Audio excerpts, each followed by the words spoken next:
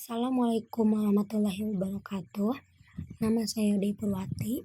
Saya dari Sistem Informasi 2018. Di sini saya akan menjelaskan tentang analisa dan perancangan sistem informasi peminjaman online. Pinjaman online adalah fasilitas pinjaman uang oleh penyedia jasa keuangan yang beroperasi secara online. Penyedia pinjaman online tersebut bisa dikenal dengan sebutan fintech. Pinjaman online yang langsung cair dan tanpa jaminan merupakan solusi alternatif bagi masyarakat yang membutuhkan dana tunai tanpa harus mengajukannya secara tatap muka.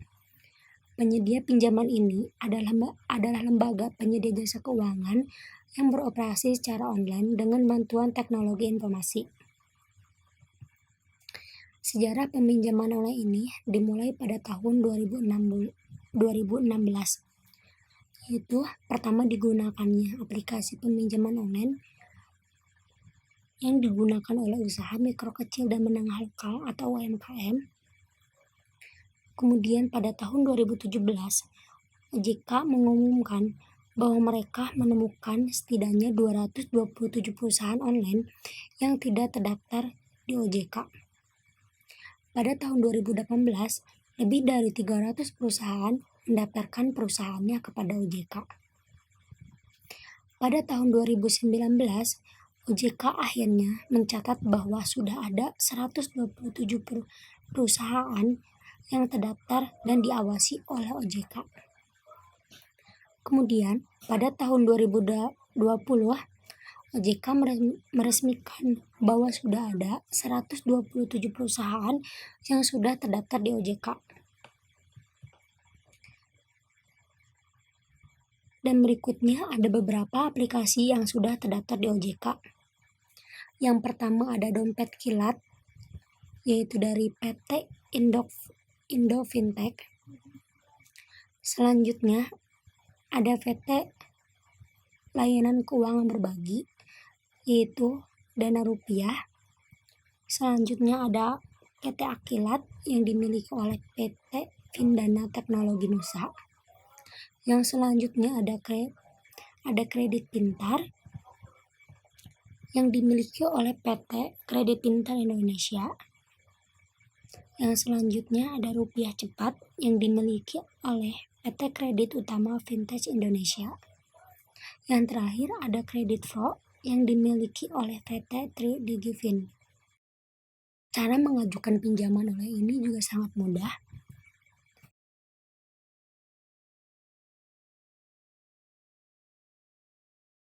Yang pertama, kita masuk kepada aplikasi peminjaman online tersebut, kemudian kita pilih pinjaman dari produk kami, yaitu berapa pinjaman yang akan Anda lakukan, kemudian pilih dan ajukan peminjaman.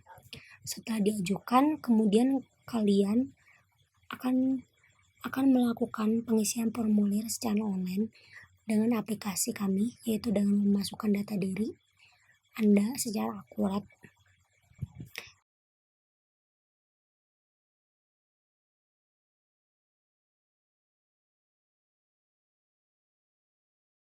Yang ketiga, pihak peminjaman akan memeriksa data diri Anda dan melakukan verifikasi terhadap data Anda.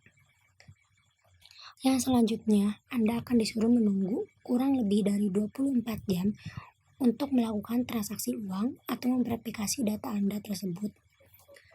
Yang terakhir, uang akan setelah diverifikasi, uang akan ditransfer kepada rekening yang sudah Anda cantumkan di peminjaman online. Selanjutnya, ini adalah DFD level 1 yang saya buat. Seperti yang sebelumnya saya jelaskan tadi, di sini ada nasabah. Nasabah melakukan transaksi yaitu menggunakan aplikasi peminjaman online. Kemudian customer service akan menginput data peminjaman online. Kemudian data akan diverifikasi oleh customer service.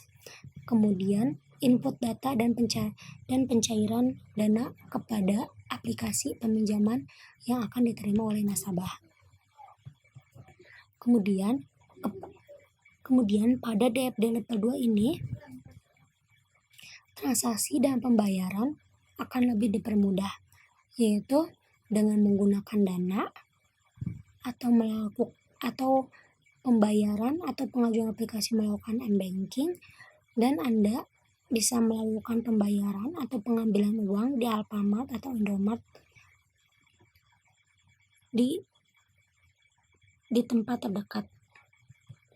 Selanjutnya, saya ingin menerapkan aplikasi perancangan yang sudah saya buat di aplikasi peminjaman online ini. Jadi, pada aplikasi peminjaman online yang awam atau yang sebelumnya, di sini kita bisa lihat sendiri bahwa alamat dan nama yang harus kita masukkan itu sangat banyak dan kurang lebih akan memakan waktu 15 menit kalau data yang Anda punya lebih cepat dan akurat. Tetapi di sini saya mempunyai perencanaan teknologi yang lebih maju daripada sebelumnya, yaitu di peminjaman online ini nasabah hanya perlu men-scan KTP dan KK verifikasi data diri yang bisa dilakukan. Jadi nasabah tidak perlu repot-repot mencantumkan nama, rumah, dan nomor NIK dan lainnya. Jadi Anda hanya perlu men-scan KTP dan KK, kemudian verifikasi akan kami tindak lanjuti terlebih dahulu. Selanjutnya, ini adalah aplikasi peminjaman online yang sudah saya rancang dan ingin saya buat dan ingin saya tambahkan di aplikasi peminjaman online sebelumnya. Di sini saya ingin menambahkan di aplikasi peminjaman online ini tabungan. Ya, selain kita bisa melakukan peminjaman online, saya ingin menambahkan aplikasi tabungan, yaitu kita bisa memasukkan uang atau mengumpulkan uang di aplikasi ini, atau yang lebih sering kita sebut yaitu menabung. Yang kedua, asuransi kesehatan. Asuransi kesehatan ini seperti BPJS dan asuransi lainnya. Di sini saya ingin menambahkan agar nasabah tidak perlu repot-repot menggunakan aplikasi atau membayar di tempat lain. Jadi nasabah hanya tinggal mengunduh aplikasi tersebut di layanan kami. Yang ketiga yaitu ada voucher dan token listrik. Di sini nasabah tidak perlu repot-repot untuk membelinya keluar. Di sini juga kami menyediakan layanan cicilan. Jadi untuk nasabah yang tidak sempat bayar di hari tersebut, voucher dan token listrik ini bisa kita cicil terlebih dahulu. Yang keempat, saya ingin aplikasi peminjaman online ini dapat bergabung dengan situs belanja online lainnya, seperti Shopee, Lazada, Bukalapak, dan Tokopedia. Kenapa saya ingin bergabung? Saya ingin memudahkan konsumen saya untuk mencicil barang atau pakaian yang dia suka di toko lainnya, tetapi pembayaran tetap dilakukan di pinjaman online kami. Yang keempat, kita ingin menambahkan alat elektronik ya, seperti bisa kita lihat sebelumnya di aplikasi pinjaman online ini hanya tersedia untuk uang, tetapi saya ingin menambahkan bahwa peminjaman ini bisa dilakukan kepada alat elektronik. Dalam artian kita bisa melakukan cicilan atau tunggakan terhadap alat elektronik yang kita inginkan melakukan pinjaman online ini, dan pembayaran dan pengambilan barang bisa dilakukan di aplikasi peminjaman online kami. Yang keenam yaitu ada transaksi antar bank. Jadi selain melakukan peminjaman online atau transaksi barang lainnya, kita juga ingin aplikasi kita lebih maju dengan melakukan transaksi antar bank.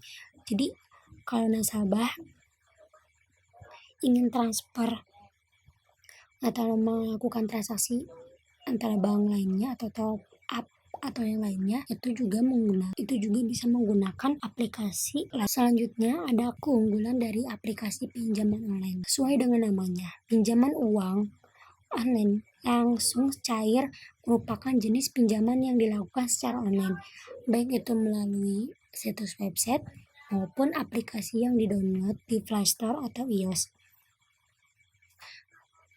Keunggulannya yang pertama yaitu dapat dilakukan dengan mudah. Yang dengan artian prosesnya itu lebih mudah dan lebih gampang dan bisa dilakukan di mana saja. Yang kedua, ada dana cair dalam hitungan hari. Jadi dalam aplikasi kami, Anda dapat melakukan peminjaman online dan tinggal menunggu 1-2 hari. Yang ketiga, ada persyaratan. Yang ketiga itu persyaratannya tidak ribet. Yang keempat, bisa digunakan untuk keperluan apa saja. Selanjutnya, ada kekurangan aplikasi pinjaman online. Setiap produk keuangan dan perbankan pasti memiliki kekurangan, tak terkecuali pinjaman online. Oleh karena itu, ketahui terlebih dahulu kekurangan dari pinjaman online langsung agar nanti kamu bisa mempertimbangkan dengan baik sebelum mengajukan pinjaman. Kekurangan dari aplikasi pinjaman online ini antara lain yaitu sistem bunga harian. Yang kedua, platform pinjaman tidak terlalu besar.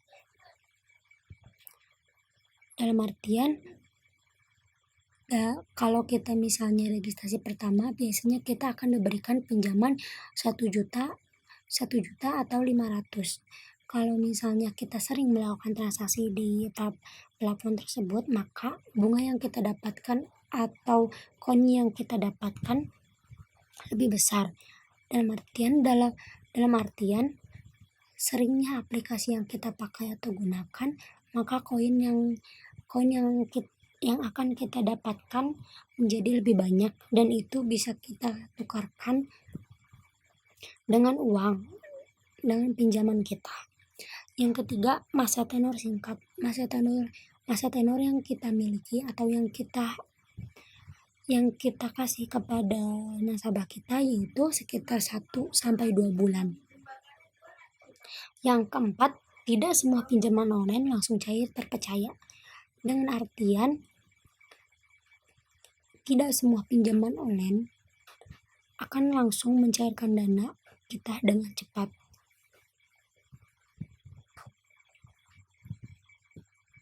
Demikian presentasi yang saya buat. Semoga bisa bermanfaat bagi Anda yang menonton. Terima kasih.